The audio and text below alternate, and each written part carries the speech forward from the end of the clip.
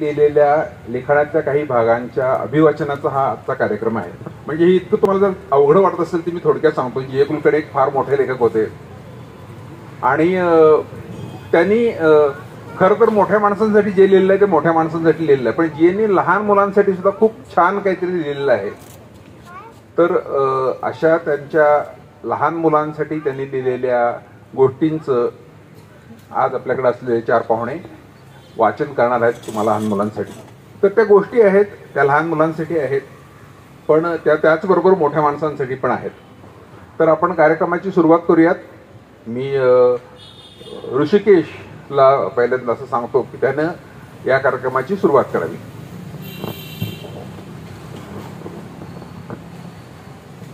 धन्यवाद. हाय हाय, ऐकू नाही आलं मला.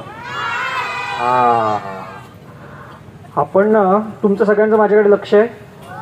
नीट, नक्की, एकदम नक्की. मी एक टेस्ट घेऊ बघा. ओके. मी जर म्हटलं डोक्यावर डोक्यावर डोक्यावर तर दोन्ही हात डोक्यावर घेऊन डोक्यावर डोक्यावर डोक्यावर असं हे करायचं, टॅप करायचं आहे. ओके. मी म्हटलं कानावर कानावर कानावर की कानावर. मी म्हटलं तोंडावर तोंडावर तोंडावर की तोंडावर. कळलं? सिंपल आहे. स्टार्ट. डोक्यावर डोक्यावर डोक्यावर डोक्यावर डोक्यावर, कानावर कानावर कानावर कानावर कानावर, तोंडावर तोंडावर तोंडावर तोंडावर, डोक्यावर डोक्यावर डोक्यावर डोक्यावर, तोंडावर तोंडावर तोंडावर, कानावर कानावर कानावर. पर तुमचं लक्ष नाहीये मी काय बोलतोय त्याच्याकडे. परत ट्राय करायचा. डोक्यावर डोक्यावर डोक्यावर डोक्यावर, कानावर कानावर कानावर कानावर, तोंडावर तोंडावर तोंडावर तोंडावर, डोक्यावर डोक्यावर डोक्यावर डोक्यावर, तोंडावर तोंडावर तोंडावर तोंडावर, कानावर कानावर कानावर कानावर, तोंडावर तोंडावर तोंडावर तोंडावर, नाकावर नाकावर नाकावर, तोंडावर तोंडावर तोंडावर. कुठे काय सांगितलं मी? ठीक आहे, आता सगळ्यांचं लक्ष आहे माझ्याकडे. ओके. तर आज आपण जी गोष्ट ऐकणार, एक नाही, आज आपण खूप गोष्टी ऐकणार आहोत. आणि माझ्याबरोबर हे जे सगळे ताई दादा बसलेत ते आणि मी, आम्ही सगळे मिळून तुम्हाला खूप गोष्टी सांगणार आहोत. मोठ्यांनाही अर्थातच सांगणार आहोत, पण मुख्यतः तुम्ही सगळे जे आहात ते आज आमचे मेन ऑडियन्स आहात. ठीक आहे. ओके. तर गोष्ट आहे तुमच्या एवढ्याच मुलाची आणि एक तुमच्या एवढ्याच मुलीची. त्या मुलाचं नाव आहे बिम्म. काय नाव आहे? बिम्म. आणि ही गोष्ट लिहिली आहे जी.ए. कुलकर्णी यांनी. हां, हे जी.ए. कुलकर्णी, आपण त्यांना जी.ए. आजोबा म्हणायचं का? हां, तर हे जे जी.ए. आजोबा आहेत त्यांच्याच आपण गोष्टी का वाचणार आहोत माहिती आहे का? कारण इथे असं काहीतरी जड लिहिलेलं तुम्हाला दिसेल, जन्मशताब्दी. म्हणजे काय माहिती आहे का? पुढच्या वर्षी त्यांचा 100वा बर्थडे. कितवा? 100वा. त्यामुळे हे अख्खं वर्ष जे आहे ना त्याला म्हणतात जन्मशताब्दी वर्ष. ठीक आहे. म्हणून आपण त्यांच्या गोष्टी वाचणार आहोत. आणि त्यांनी खूप छान छान मुलांसाठी लिहिलं आहे. आता आपण वाचूयात. चालेल? ओके. तर पुस्तकाचं नाव आहे बखर बिम्मची आणि लेखक आहेत जी.ए. कुलकर्णी.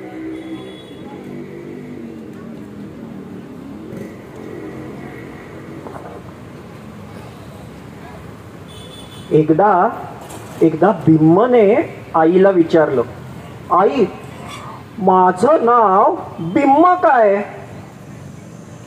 ते आता बब्बीला विचारायला पाहिजे. आई म्हणाली, तिने तुला पहिल्यांदा पाहिलं आणि ती म्हणाली, आई हा बिम्म आहे म्हणून तुझं नाव बिम्म.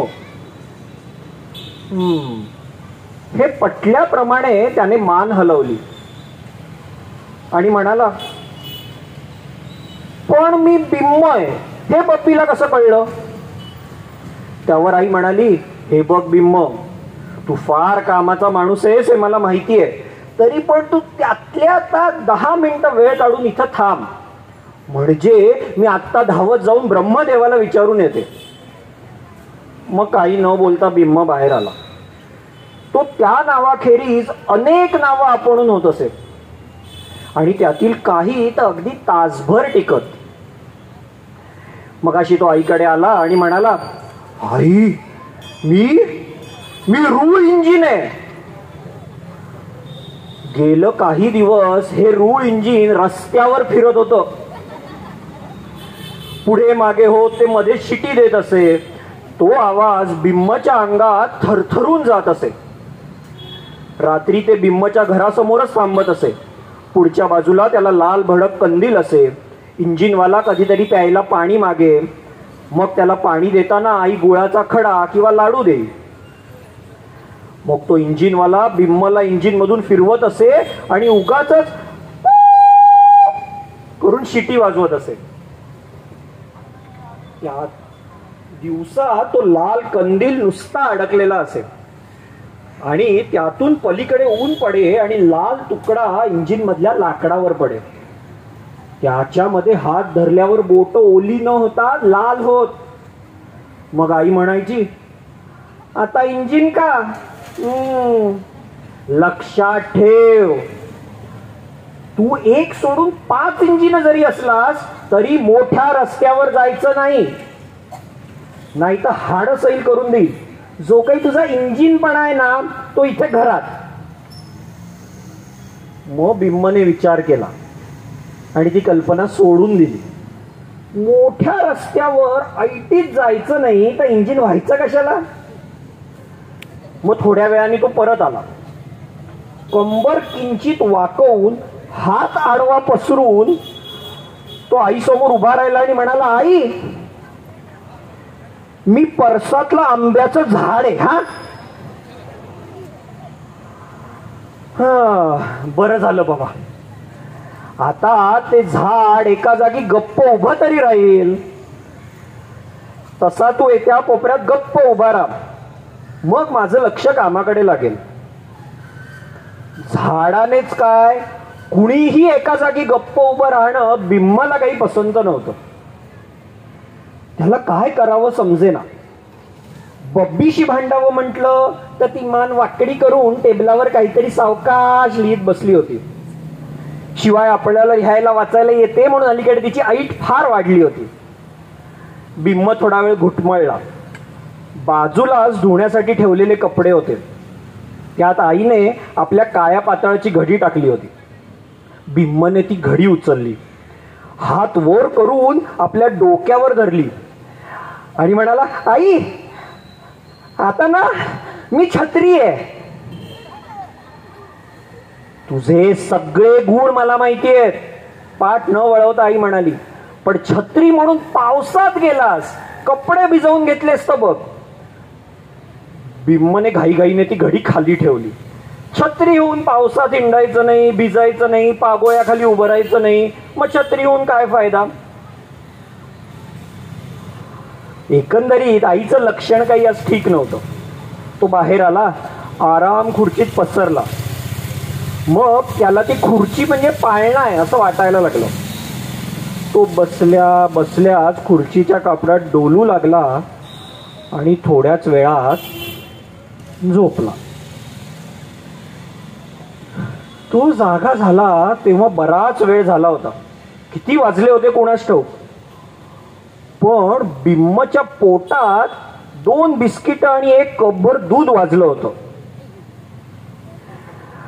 आईची हाक मात्र अजून ऐकू आली नव्हती. आईचं लक्षण आज काही ठीक नव्हतं ना, हेच खरं. पण त्या भरात आई आज दूध बिस्किट विसरली की काय? तो लगेच घाबरा झाला, खुर्चीतून उतरला. तोच आईचे शब्द ऐकू आले, बिम्म, आटप, दूध पिऊन घे, आज संध्याकाळी लोक येणार आहेत आपल्याकडे, त्यावेळी पोटाचा नगारा नको वाजवूस त्यांच्या पुढे. तो आत आला. त्याने दूध बिस्किटांसह टेबलवर ठेवलं होतं ते बघितलं. बब्बी आधीच तिथे आली होती. ती म्हणाली, आई, आता दूध मीच पिणार. रूळ इंजिन कधी दूध पितं का? बिम्मला थोडा राग आला. म्हणजे बब्बी लिहायचं नाटक करत होती. तिचे कान मात्र इकडेच होते. तिचं म्हणणं खरं होतं. इंजिन काही कब्बर दूध पिते असं मात्र कधी कोणी बघितलं नव्हतं.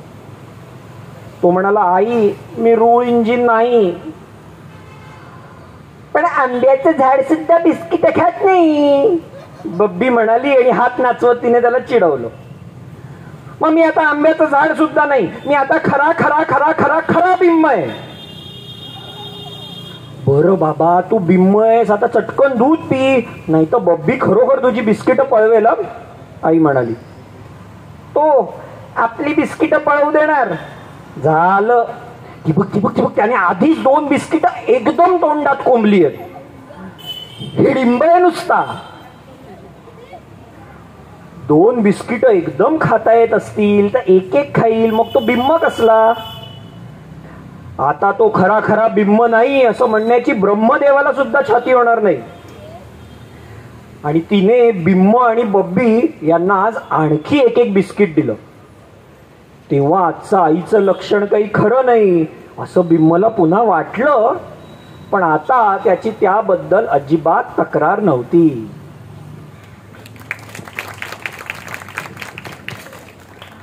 आणखी एक वाचायची? ओके. गोष्टीचं नाव आहे चित्र. तुम्ही सगळे चित्र काढता? आवडतात काढायला? कशावर काढता तुम्ही चित्र? ड्रॉइंग बुक मध्ये आणि पेपरवर आणि भिंतीवर काढता का कोणी? काही हो म्हणतात, काही नाही म्हणतात. पण हा बिम्मनं अजून एका वेगळ्याच ठिकाणी चित्र काढतोय. ठीक आहे, ऐकायची गोष्ट. गोष्टीचं नाव आहे चित्रे.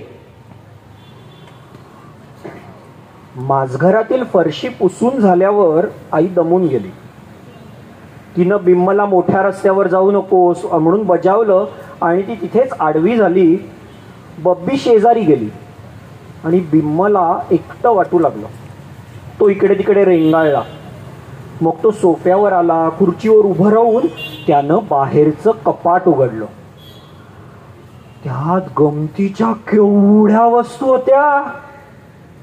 हिरव्या पारदर्शक काचेची दौत, तांबड्या मेणबत्त्या, जुनं बंद असलेलं घड्याळ, रंगीत दोरे, निळ्या हिरव्या मण्यांचा झगा घातलेली पण एक हात मोडलेली काचेची बाहुली आणि अंग दाबताच पत्र्याच्या बटनामधून कन आवाज करणार रबरी बदक.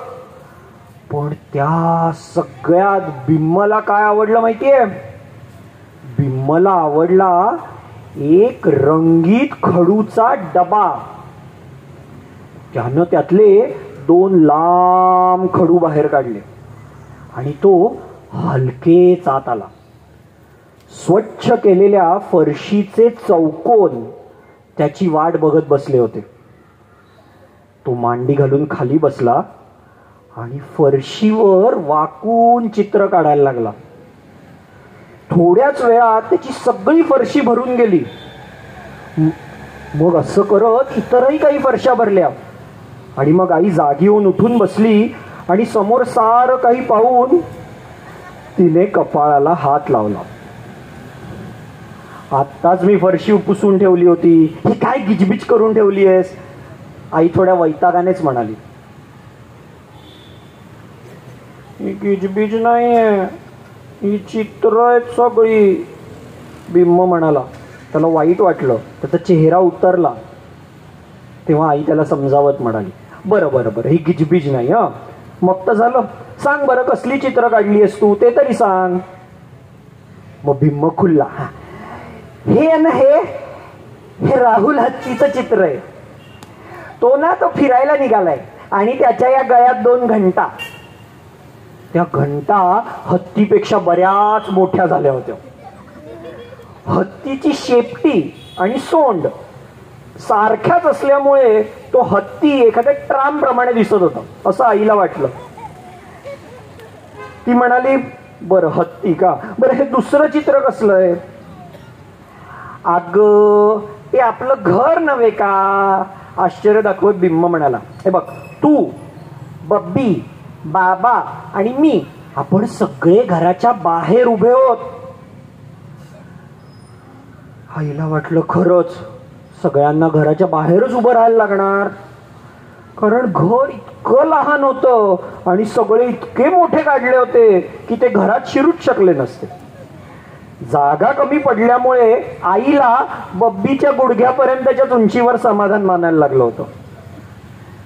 त्या पुढच्या चित्रात रेघांचा खूप गुंतवाळा होता आणि त्याच्यात 4 गोल होते.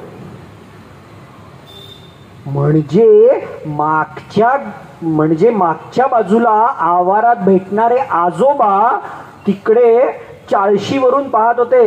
40 म्हणजे चष्मा. 40 वरून पाहत होते. मग बाजार होता. एका चित्रात शाळा सुटली होती. एका 3 कोंबडे होते.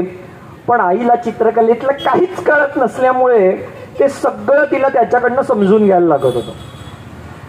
आणि इतक्यात बिंब कडेचं चित्र सांगत होता तेवढ्या धपा धपा धपा पावलं टाकत बब्बी आली आणि फरशीकडे पाहत सुरकुत्या आणत नाक उंचावून म्हणाली, काय फरशी करून ठेवलीये घाण.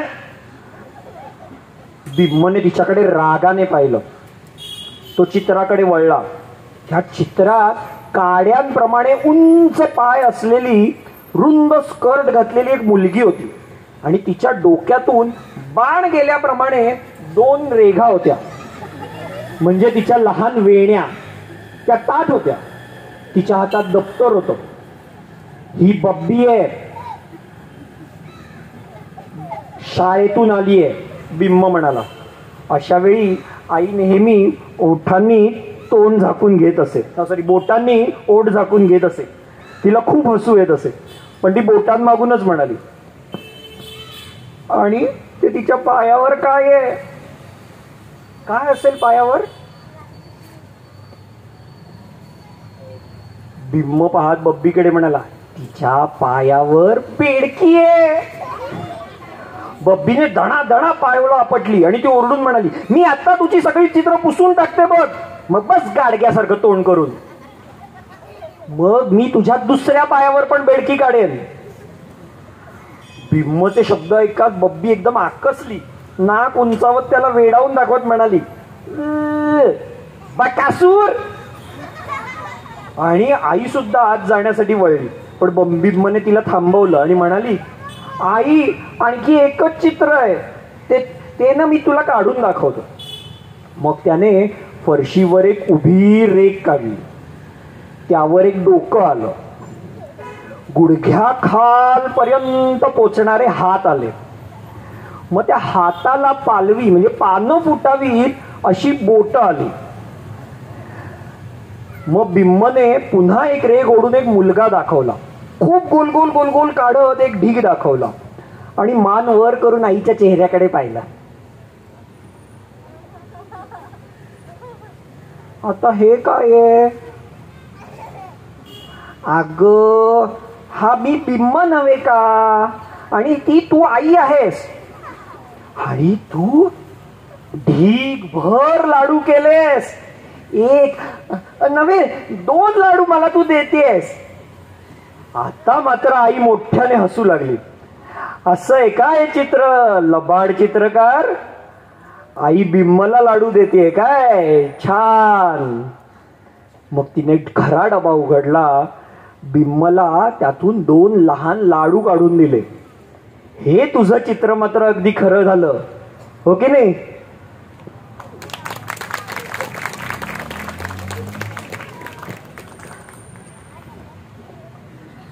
बरं, तुम्ही कुठल्या जत्रेमध्ये आरसे बघितलेत का? आरसे असे वेगळे तुम्हाला कधी बारीक करतात, जाडे करतात, उंच करतात, बघितलेत? काहींनी बघितलेत, काहींनी नाही ना. तर त्यामुळे आपल्याला ना पुढच्या गोष्टीला थोडीशी चित्रांची मदत लागणार आहे. तर चैतन्य दादा आपल्याला ती मदत करणार आहे. ठीक आहे? गोष्टीचं नाव आहे बेम्म, बिम्म आणि बुम्म. हे 3 जण आले की काय? बेम्म, बिम्म आणि बुम्म. ऐकायची? घरी येईपर्यंत बिम्म आईशी काहीच बोलला नाही. आईला हे सगळं फार नवीन वाटलं. तिनं विचारलं, काय झालंय तुला एकदम?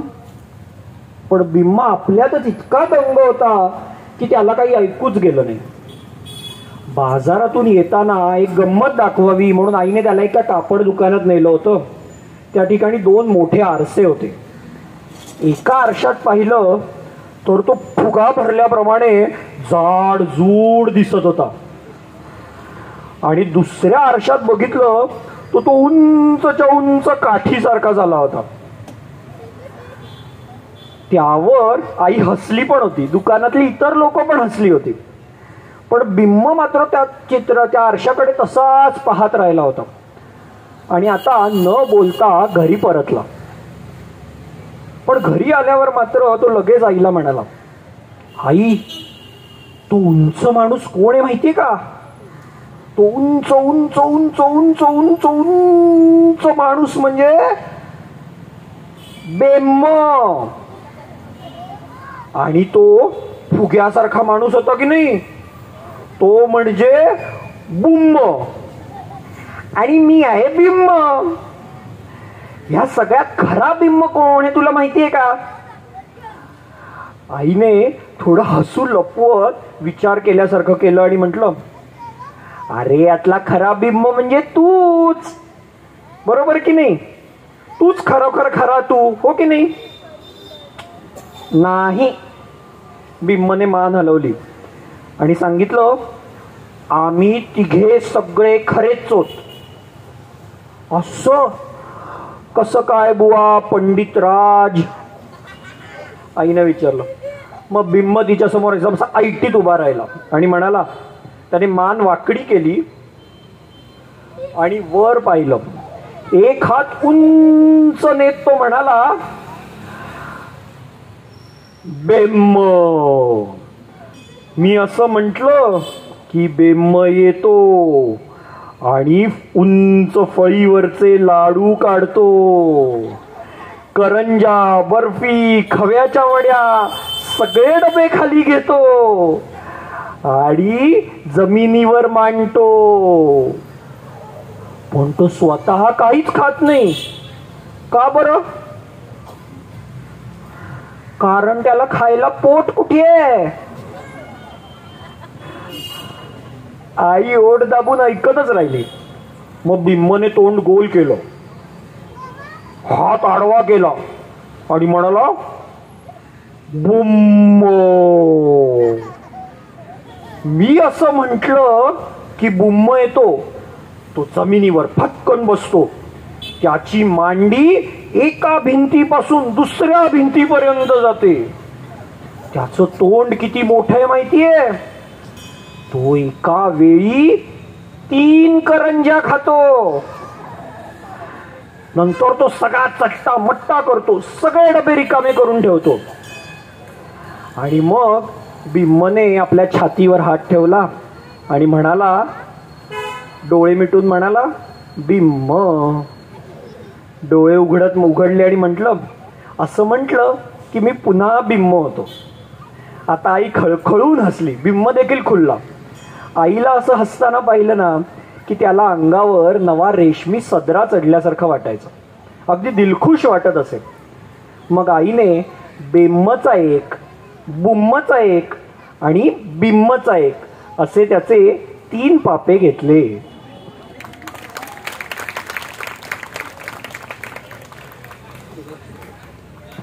आता पुढच्या गोष्टीनं तुम्हाला जुईताई सांगणार आहे. ठीक आहे?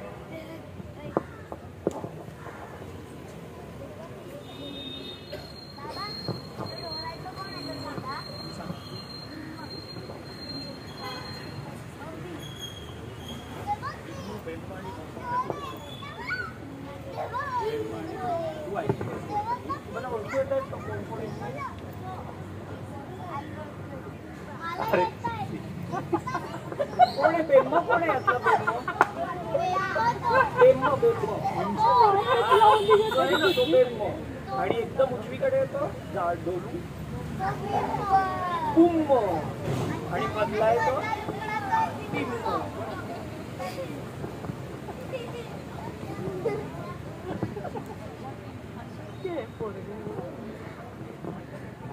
अजून 2 गोष्टी ऐकायच्या का बिम्मच्या?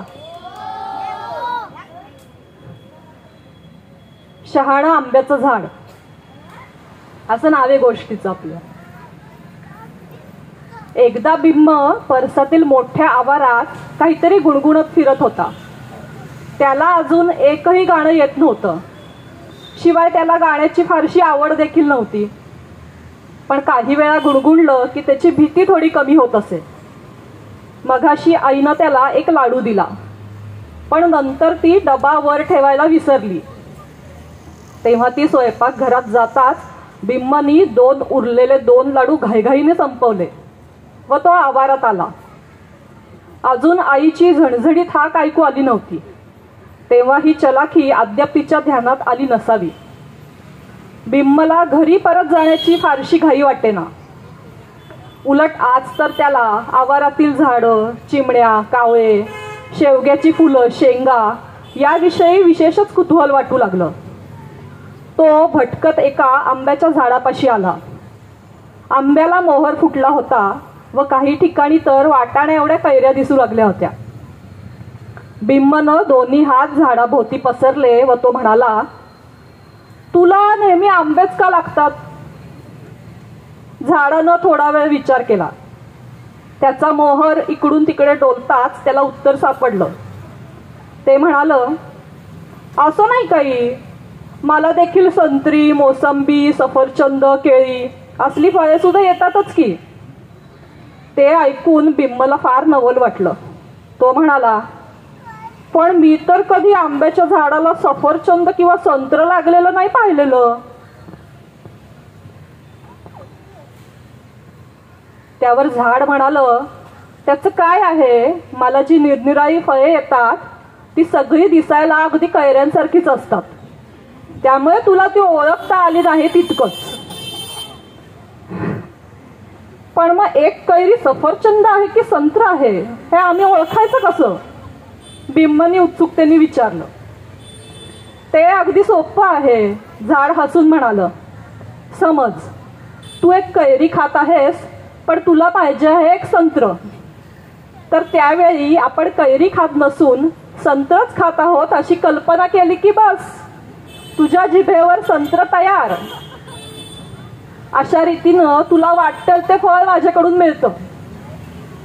बिम्मनं टुणकण उडी मारली व टाळ्या वाजवत तो आंब्याच्या झाडाभोवती एकदा गोल फिरला. कैरीला संत्र म्हणताच ती एकदम संत्र होते. ही कल्पना त्याला इतकी आवडली की त्याला आपल्या भीतीचा थोडा विसरच पडला. त्यानं पुन्हा एकदा आपले हात त्या शहाण्या झाडाभोवती पसरले व म्हणाला, तुझं माझं हे सिक्रेट आहे बरं का, तू माझा दोस्त आहेस ना. हे ऐकून झाड फार खुश झालं. त्याचा मोहर पुन्हा डोलला आणि त्यातल्या हिरव्या ठिपक्यांसारख्या कैऱ्या जास्तच उत्साहाने आणखी थोड्या मोठ्या झाल्या.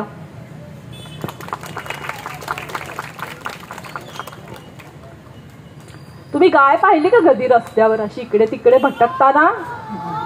त्या पुढच्या गोष्टीत ना एक भारी गाय आहे बर का. गोष्टीचं नाव आहे रंगीत गाय. हा, घरी अनेकदा बब्बी बिम्मचे केस विस्कटे, त्याचे कान ओढे, त्याच्या कानात हळूच दोरा फिरव अशा खोड्या करत त्याला सतावत असे. पण तिच्या मैत्रिणी घरी आल्या की एका बब्बीच्या जागी एकदम 25 बब्ब्या घरी जमल्यात असं बिम्मला वाटत असे. मग तो धावत जाऊन मागच्या आवारात आश्रय घेत असे. आज देखील तो तसाच इथं आला होता. बक्क अर्धा तास काही सुद्धा न खाल्ल्यामुळे त्याला भूक लागली होती. पण घरी परत जाण्याचं त्याला धैर्य होत नव्हतं, कारण बब्बीच्या मैत्रिणी अजून घरात धिंगाणा घालत होत्या. एवढ्यात एक पांढरी गाय तिथं आली. तिनं झुडपांचा पाला ओरबाडला, थोडं गवत खाल्लं आणि मग ती आंब्याच्या सावलीत दुमडून ठेवल्याप्रमाणे ऐस पैस बसली. बिम्म तिच्या समोर जाऊन उभा राहिला व तिच्याकडे पोक्तपणे पाहू लागला. ती देखील शांत मोठ्या डोळ्यांनी त्याच्याकडे पाहू लागली. मग बिम्म तिला म्हणाला, तू नेहमी हिरवा पाला, हिरवं गवत खातेस, मग हिरवी कशी होत नाहीस? गाय काहीतरी चघळत होती. तिनं ते थांबवलं, कारण तोंडात घास असताना बोलू नये हे तिला देखील माहिती होतं. नंतर ती म्हणाली, मी हिरवी होत नाही म्हणून तुला कोणी सांगितलं?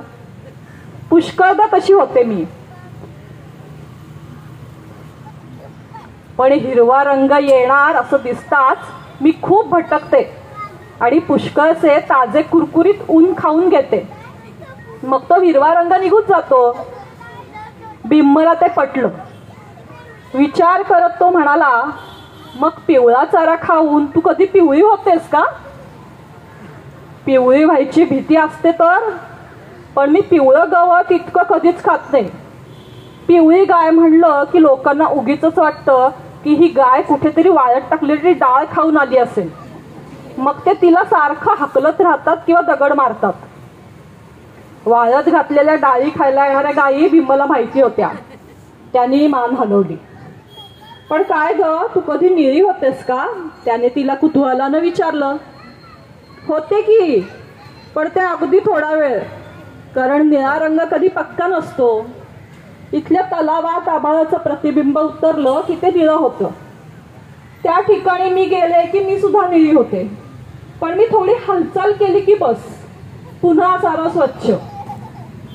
मग बिंबनं विचार केला, त्याला आता आणखी एका रंगाविषयी विचारायचं होतं.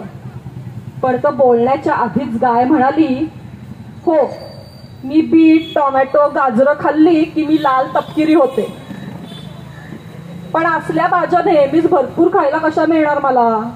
आणि त्या जर नेहमी भरपूर मिळाल्या नाहीत तर अंगावर एक रंग दिसायच्या ऐवजी रंगाचे तुकडे दिसतात. ती आणखी एक गाय बघ, ती माझी मैत्रीण आहे, ती मग तिच्यासारखं होऊन बसतं.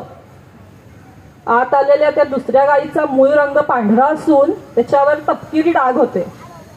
की तपकिरी रंगावर पांढरे तुकडे होते हे सांगणं कठीण होतं.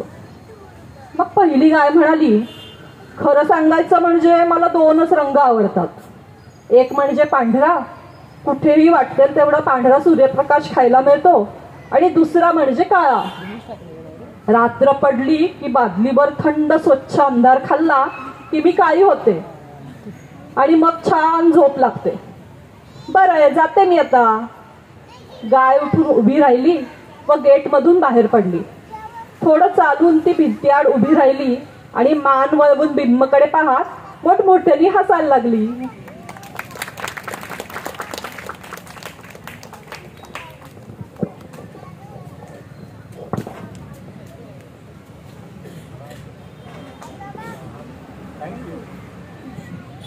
हॅलो, तुमच्यासारखीच ना एक छोटी मुलगी आहे बरं का. तिचं नाव आहे मुग्धा. काय नाव आहे तिचं? आणि मुग्धाकडे एक जादूचा मंत्र आहे.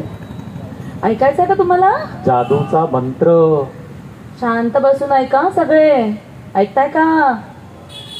लाल चोच हिरवे पोपट, लाल चोच हिरवे पोपट, हिरवे वाटाणे खातात पटपट. तुम्ही सगळे वा झटपट, तुम्ही सगळे वा झटपट.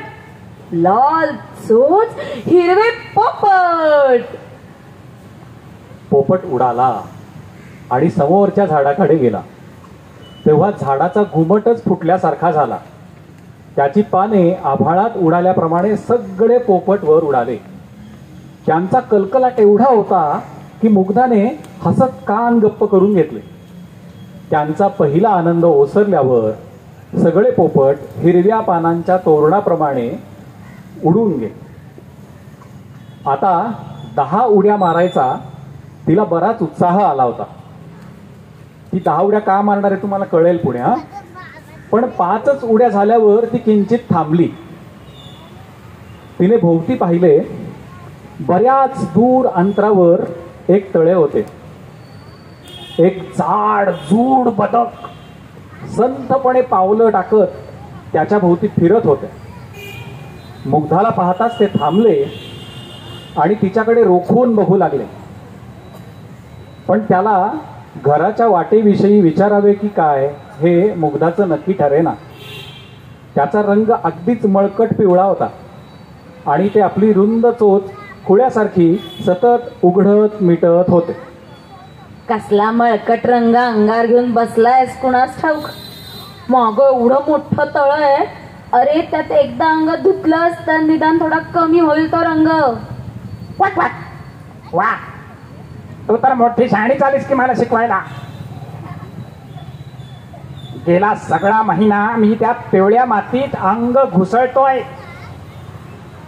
अंगाला पाण्याचा थेंब लागू दिला नाहीये.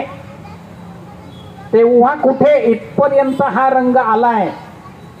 तू येतेस आणि ऐटीत सांगतेस की तळ्यात हा रंग धुवून टाक. मला अंगावर चांगला दाट खाकी सारखा रंग हवाय. कारण मला पोलीस व्हायचं आहे. मुग्धाला हसू आवरलं नाही. बदक कुठं पोलीस होतं का? ती खाली बसली आणि अंग वळवून वळवून खिदळू लागली. गावात एका चौकात उभं राहून हे बदक मोटारी, बस, सायकल बघा बघा रस्त्यावर वाहतात की नाही सगळे. तर अशा मोटारी, बस, सायकल थांबवत हे बदक उभं आहे आणि मध्येच जाऊ देत आहे, मध्येच थांबायला सांगताय. हे चित्र तिला फार गमतीचं वाटलं. जगात माणसं कशाला खिदळतील याचा काही नेम नाही. मी पोलीस होणार म्हणतात, त्यात काय विशेष आहे? अहो, आणखी एका बदकानं आपली सगळी पिसं अस्ताव्यस्त करून घेतलीत आणि ते सतत वेड्या वाकड्या उड्या मारतं. त्याला काय करायचंय माहितीये का? त्याला सिनेमात जायचंय. अजून एक आहे, ते पडवळाप्रमाणे वाकून वाकून नमस्कार करतात. त्याला काय व्हायचंय माहितीये का? अहो, नमस्कार करायला आल्याखेरीज निवडणुकीत जाता येतं का? आता असंच मला पोलीस व्हायचं, तर त्यात हसण्यासारखं काय आहे? तुझ्याजवळ काळा रंग असेल तर तो दे. पण तुला काळा रंग कशाला पाहिजे? कशाला पाहिजे म्हणजे काय? क्वॅक क्वॅक. त्या रंगानं तू माझ्या मिशा रंगाव. मिशा नाही तर मग मी पोलीस कसा? पण मिशा नसल्या तर काय बिघडतं? मिशा नसलेला पोलीस पाहिलायस का तू कधी? हो हो, बघितलं ना, एकदा बघितलंय. पण तो पोलीस बाई होती. बाई पोलीस? छे, तू काहीतरीच बोलतेस. क्वॅक क्वॅक. काही बायका पोलिसांसारख्या वागत बोलत असल्या तरी बाई पोलीस नसते. अरे नाही नाही, खरी खुली पोलीस होती. तिचा फोटो सुद्धा आला होता पेपर मध्ये. हा, आता आलं ध्याना. म्हणजे पोलिसांना मिशा असल्याच पाहिजेत. क्वॅक क्वॅक. त्या बाई पोलिसाला सुद्धा मिशा असतील, पण त्या आपल्याला दिसल्या नसतील. पोलिसाला मिशी असली पाहिजे हा एक जगाचा नियमच आहे. क्वॅक क्वॅक. तर आता सांग, तुझ्याकडे जी काळी पेन्सिल आहे ती तू मला देतेस का? तिच्याकडे खरं तर काळी पेन्सिल होती, पण मिशा कुठे काढायच्या हे तिला कळलं नव्हतं. तेव्हा ती म्हणाली, आमच्या घराची वाट आहे, तिच्याबद्दल आधी काही सांगशील का? अगदी जरूर, निश्चित सांगेन. माझ्याजवळ काळी पेन्सिल आहे, पण मी आत्ताच तुला मिशा काढणार नाही. हे बघ, तुझा रंग अद्याप पूर्णपणे खाकी झालेला नाही. तो तसा झाला की मी परत येते आणि ढका जाड जाड मिशा रंगवून देते. नाहीतर आता काय होईल? खाकी नाहीस म्हणून तू पोलीस होणार नाहीस, आणि मिशा आहेत म्हणून इतर बदक तुला आपल्यात घेणार नाहीत. वा वा वा ग वा. पण नंतर तू आलीच नाहीस तर काय? तुझी खात्री व्हावी म्हणून माझी पेन्सिल तुझ्याजवळ ठेवून जाते बाबा. मग तर झालं ना. आता ती वाट दाखव ना मला. पण मला पोलीस का व्हायचंय तुला माहिती आहे का? तळ्यावर आम्ही आमची पिल्लं नेली की ती रांगेत आमच्या बरोबर चालतात, पण डावे पंख उघडले की ती डावीकडे वळतात चटकन. आमच्या मागून येतात ना. तुम्ही बदकाची पिल्लं पाहिलीत का कधी? नाही? बरं बघा आता. आई बदकाच्या मागे बदक वळतं आणि डावा पंख हलवला की ते डावीकडे वळतात. त्यावेळी असं ऐटबाज वाटतं. असा अधिकार पाहिजे आपल्याला. आपण पंख थांबवला, असा हलवला की सगळ्या गाड्या खाडकन थांबल्या पाहिजेत. आता बघ, इकडे कोणी येत असतील ना तर मी अशी थांबण्याची खूण करतो. बघ थांबतील की नाही.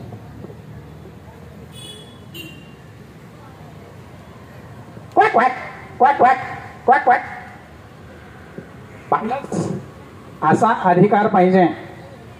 बदकानं थांब असं सांगत पंख आडवा केला होता तरी खारुताई तशीच पुढे सरळ धावत गेली. तिच्या मागून कुत्रं पण गेलं. काय पाहिलंस काय? हा, तू थांब म्हणलास पण कुणी सुद्धा थांबला नाही. असला कसला अधिकार तुझा? अगं मी प्रथम त्यांना थांबा असंच म्हणालो होतो बरं, पण ते सगळे तसेच पुढे जाणार हे मी ओळखलं. मग मी माझा हुकूमच बदलला. धावत पुढे चला असा हुकूम केला.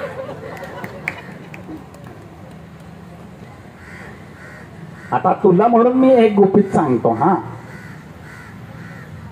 जे काही घडणार आहे ते आपल्या हुकुमाप्रमाणेच घडतंय असं समजून घेतलं की फार बरं असतं. मग कोणी हुकूम मोडला म्हणून अपमान वाटत नाही, मन दुखावलं जात नाही, रात्री छान झोप लागते. वाट वाट. आता गाय जवळ आली होती. मुग्धानं उत्सुकतेनं विचारलं, आता या गाईला तू काय हुकूम देणार आहेस की काय? वाट वाट वाट वाट. गाईला हुकूम? तू तू वेडी आहेस की काय? वाट वाट. अगं मला आधीच मिशा नसल्यामुळे मी पक्का पोलीस नाहीये. गाय, बैल, घोडा यातलं कोणी इकडे येत असलं तर मी ड्युटीवरच नसतो. मी त्या झाडामागे जाऊन थांबतो ते जाईपर्यंत. मी तेव्हा असतो एक साधा सुधा बदक. क्वॅक क्वॅक. आता मुग्धाची घरी जाण्याची ओढ फार वाढली. तिनं बदकाला थांबवत म्हणलं, बरं आता माझ्या घराच्या वाटेविषयी? घनाच्या वाटेविषयी का? हो, सांगणार होता म्हणालास ना. हो हो म्हणालो होतो खरं. तर काय आहे, मला तुझ्या घराच्या वाटेविषयी काही सुद्धा माहित नाही. मुग्धा त्याच्याकडे पाहतच राहिली. हळूहळू तिचा राग वाढत गेला आणि तिनं जोरात पाऊल आपटत, इतकं जोरात तिनं पाऊल आपटलं की बदक दचकलं. चिडून म्हणाली, मग माहित नाही म्हणून सांगितलंस? माहित आहे असं का सांगितलंस रे? खोटं खोटं. आणि माझी काळी पेन्सिल इकडे. क्वॅक क्वॅक. मी कुठं म्हणलं की मला वाट माहित आहे म्हणून? तू विचारलंस वाटेबद्दल काही सांगता येईल का, तर मी म्हटलं हो सांगता येईल. मग मी तुला काय सांगितलं की ती वाट मला माहित नाही, म्हणजे मी वाटेबद्दल सांगितलं की नाही? ऐकायचे का अजून थोडी पुढे? चालेल, ऐकूया. आता या बदकानंतर तिला वाटेत मुंगूस, चिमण्या, कबूतर सगळे प्राणी पक्षी भेटले. प्रत्येकाला मुग्धानं तिच्या जवळची एक एक रंगीत पेन्सिल दिली. तुम्ही देता का तुमचे क्रेयॉन्स कोणाला शेअर करता? सगळे रंग देऊन टाकले हा मुग्धानं प्राण्यांना आणि पक्ष्यांना. पण कुणी सुद्धा तिला तिच्या घरी परत कसं जायचं ह्याचा पत्ता सांगितला नाही. हरवली हो बिचारी. उड्या मारत मारत पुढे गेली तेव्हा तिला समोरच त्यांच्या घरासमोर होतं तसं एक फाटक दिसलं. पण ते खूप उंच आभाळापर्यंत गेल्यासारखं दिसत होतं. एवढं मोठं फाटक उघडायचं कसं तिला समजेना. ती विचार करत उभी असता त्या फाटकावर एक मोर अगदी ऐटीत बसलेला दिसला. हा एकदम इथे कसा आला याचं फार नवल वाटलं तिला. पण त्याचे झगमगीत रंग आणि त्याचा देखणा पिसारा पाहून ती इतकी सुखावली की थोडा वेळ घराचा सुद्धा विसर पडला. मोराच्या गळ्यावरील गडद रेशमी रंग पाहिल्यावर तर उन्हात निळ्या पाण्यात पावलं बुडवावीत त्यासारखं तिला अतिशय गुलाबगार वाटलं. तिला वाटलं मोराचा हा भपका पाहून त्याच्याशी कसं बोलावं काही समजे ना तिला. मोराला अरे असं म्हणणं फार उद्धटपणाचं झालं असतं आणि नंतर आईनं चांगला कानच पिरगाळला असता. पण मोराला अहो म्हटलेलं तिनं गोष्टीत सुद्धा ऐकलेलं नव्हतं. तुम्ही ऐकलेत का रे कधी मोराला अहो म्हटलेलं कुठल्या गोष्टीत? अहो मोर असं कोणी म्हटलेलं ऐकलंय का? पण नंतर मुग्धाला आठवलं की अद्याप तिनं मोराची गोष्टच ऐकली नव्हती. त्या गोष्टीत अहो देखील म्हटलेले असेल. पण त्याआधी मोरानंच आपली मान बरीच खाली वळवली आणि म्हटलं, म्हणजे तुला देखील त्या फाटकाच्या पलीकडे जायचे असेल होय की नाही? होय होय जायचंय मला. अहो कसं आहे ना, त्या फाटकाच्या पलीकडे आमचं घर आहे. मला हेच समजत नाही तुमच्या माणसांचं. फाटक दिसलं की तुम्हाला इकडून तिकडे तरी जायचं असतं, नाही तर पलीकडून इकडे तरी यायचं असतं. खरं म्हणजे असं सुरेख फाटक असतं ते त्यावर आरामात बसण्यासाठी. ते फाटक उघडून पलीकडे कसं जायचं तुम्हाला माहितीये का? माहितीये का? ते मला स्वतःला माहीत नाही, पण ते कुणाला माहीत आहे ते मला माहीत आहे. तू एक काम करशील तरच ती माहिती मी तुला सांगेन. माझं काम रंगांविषयी आहे. घ्या, म्हणजे आपण नेमकं ज्याला घाबरत होतो तेच घडणार. आता आपल्या जवळचे रंग संपले असं कबूल करावं लागणार.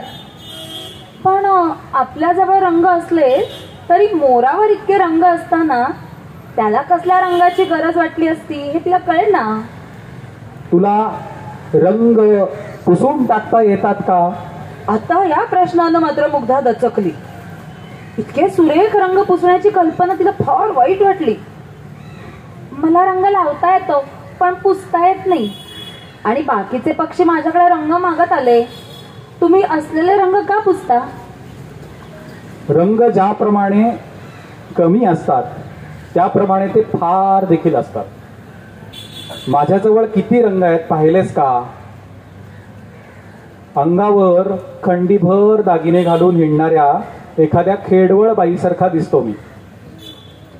तुझ्याकडे जे जे आले त्यांना तू रंग निवडून दिलेस, ते त्यांना आवडले. पण माझे हे रंग मी निवडून घेतलेले नाहीत. पहिल्यापासूनच मी असा आहे. त्यामुळे मी रंगीत दिसत नाही, तर मुद्दाम रंगवलेला दिसतो. त्यामुळे तुला जर यातले 2-4 रंग पुसून टाकता आले तर फार बरं झालं असतं. आणि आणखी एक काम आहे माझं, ते तुला करता येईल का? मला एकंदरीतच किती डोळे आहेत हे जरा ऐका. मोराचा पिसारा पाहिलाय सगळ्यांनी तुम्ही? मोराच्या पिसावर काय असतं माहितीये? पिसाला डोळा असतो म्हणतात ना, गोल आकार असतो. हो ना, गोल असतो, त्याला डोळा म्हणतात. माहितीये का सगळ्यांना? आता त्याच्यावरनं तुम्हाला पुढचं कळेल. तर मोर तिला म्हणतोय, मला एकंदरीत किती डोळे आहेत हे तुला सांगावं लागेल. काल संध्याकाळपर्यंत मला नक्की आकडा माहिती होता, पण सकाळी जागा झालो तर फट्टीशी विसरून गेलो. असंही अलीकडे फार वेळा होतं. डोळे मोठे करून मुग्धानं त्याच्याकडे पाहिलं. त्याच्या पिसाऱ्यात डोळेच डोळे होते. हे सगळे डोळे मोजायचं काम तर रंग पुसण्यापेक्षाही अवघड होतं. म्हणजे ते काम काही आपल्याला करता येणार नाही, आणि ते केल्याखेरीज मोर फाटका पलीकडे कसं जायचं ते सांगणार नाही. आता या विचारानं मुग्धा अगदी रडकुंडीला आली. अरे आमचे डोळे आम्ही काही दररोज मोजत बसत नाही काही. वा, तू तर मोठी शहाणीच दिसतेस. अगं किती डोळे मिटायचे हे जर कळलं नाही तर झोपणार कसा मी? आकडा चुकला आणि जर 2-4 डोळे राहिले उघडे तर तुला तरी झोप येईल का? ते बोलणं मुग्धाला एकदम पटलं. 2 काय 1 डोळा उघडा ठेवून सुद्धा तिला कधी झोप आली नसते. तुम्हाला झोप आली का 1 डोळा उघडा ठेवून? येते? मग त्याचे डोळे कसे मोजायचे हे मात्र तिच्या ध्यानात येईना. तिनं खूप विचार केला, आकडे मोजले, 1-2 पाड्यांची स्वतःशी उजळणी केली. तेव्हा आरशाचा तुकडा चमकल्याप्रमाणे तिला एक कल्पना सुचली आणि ती टाळी वाजून हसली. आयडिया! डोळे किती आहेत हे मी सांगते, पण तुमच्या पिसाऱ्यात पिस किती हे मात्र तुम्ही आधी सांगितलं पाहिजे. ते मात्र मी चांगलं ध्यानात ठेवलंय. माझ्या पिसाऱ्यात 48 पिसं आहेत. हा, मग काय सोपं आहे. तुम्हाला 50 डोळे आहेत. होय, बरोबर आहे. हा आकडा लक्षात ठेवायचा मी खूप प्रयत्न करत होतो. तू इतकी लहान मुलगी आहेस, पण तू खूप शहाणी आहेस. तुला कसं ओळखता आलं? हे बघा, सोपं आहे. पिसावरचे 48 आणि तुमच्या चेहऱ्यावरचे 2 मिळून 50. इतके डोळे दिसताच मुग्धाचे डोळे आश्चर्याने मोठे झाले होते. तिला वाटलं तरी बरं मोर चष्मा लावत नाही, नाहीतर त्यांच्या अंगावर सगळीकडे काय दिसले असते? चष्मेच चष्मे. घरात आजोबांचा एक चष्मा, पण कुठे ठेवला असा गोंधळ दिवसभर चालू असतो. मोराच्या घरी काय झालं असतं कुणास ठाऊक. तिला फार हसू आलं हे सगळं आठवून. पण अहो, माणसासमोर वात्रटपणा करायचा नसतो असं आईनं तिला बजावून ठेवलं होतं. तिनं हसू दडवलं, चेहरा एकदम भोळा भाळा केला आणि विचारलं, तुम्हाला इतके डोळे आहेत, मग तुम्हाला सगळं जरा जास्तच दिसत असेल ना? काय जास्त आणि काय कमी? ज्यांना चष्मे आहेत त्यांना जास्त दिसतं का रे? जास्त दिसतं का ज्यांना चष्मे आहेत त्यांना? तर मोर म्हणतोय काय जास्त आणि काय कमी? पाहायचं मग ते 2 डोळ्यांनी पाहिलं काय आणि 200 डोळ्यांनी पाहिलं काय? तू एक डोळा मिटून एकाच डोळ्यानं बघ. तुला एका मोराऐवजी अर्धा मोर दिसतो का? बघा बरं, अर्धा डोळा मिटून बघा बरं. आम्ही अर्धी दिसतोय का तुम्हाला? नाही की नाही? मग उलट ह्या माझ्या एवढ्या डोळ्यांमुळं माझी फार गैरसोय होते. मला कुणी कधी लपंडाव खेळायला घेत नाही, आंधळी कोशिंबीर पण खेळायला घेत नाही. अगं किती हातांनी डोळे बंद करायचे आणि आंधळी कोशिंबीर खेळायला एवढं लांब फडकं कुठून आणायचं? मी त्यांना अगदी टाहो फोडून सांगितलं की माझ्या पिसाऱ्यातले सगळे डोळे अगदी अक्षरशः बंद आहेत. पण उलट तेच मला म्हणतात की अरे हा लबाड आहे. अगदी शपथ, पिसाऱ्यातले सगळे डोळे नेहमी बंद असतात. मुग्धाला आता तो मोर एकदम आपला वाटायला लागला आणि तिला एकदम मोकळं वाटलं. तिला आठवण झाली आणि ती म्हणाली, माझ्या सगळ्या रंगीत पेन्सिली संपल्यात, नवीन विकत घ्यायला हव्यात आता. त्यासाठी उद्या मी दुकानात जाणार आहे. तुम्ही याल माझ्या बरोबर? म्हणजे तुमच्या पसंतीचे चांगले चांगले रंग मिळतील मला. तुम्ही रंग घ्यायला जाता का कधी दुकानात? दुकानात मोराला घेऊन जाता का? पण मुग्धाच्या गोष्टीत मात्र ती मोराला घेऊन चालली आहे. ती म्हणते तुम्ही येता का माझ्या बरोबर? तर मोर तिला म्हणतोय नको नको, मला ना आता रंगांचं नाव पण नको वाटतं. पण तू शहाणी मुलगी आहेस म्हणून तुला एक गुपित सांगतो. तुझं चित्र तुलाच काढावं लागेल, त्याप्रमाणे तुझे रंग पण तुलाच निवडावे लागतील. तरच मग ते चित्र हुबेहूब स्वतःच तुझं होईल. नाहीतर तुझ्या चित्राचा पण मोर होईल. मी तुला एक भेट मात्र देईन. मी इथं कधीतरी डोळा असलेलं एक पीस ठेवून जाईन. त्याच्या खाली अबोलीचं फूल ठेवून त्यावर कुंकू घाल, म्हणजे ते नेहमी जिवंत राहील. त्याच्याकडे पाहिलंस की तुला आपल्या भेटीची आठवण येईल आणि सच्चे चोख रंग तुला आपोआप सुचत जातील.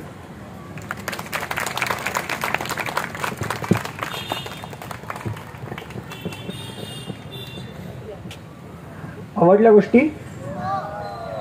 ओके, तर तुम्ही सगळेजण आलात, गोष्टी ऐकल्यात, याबद्दल तुम्हाला सगळ्यांना खूप खूप खूप थँक्यू.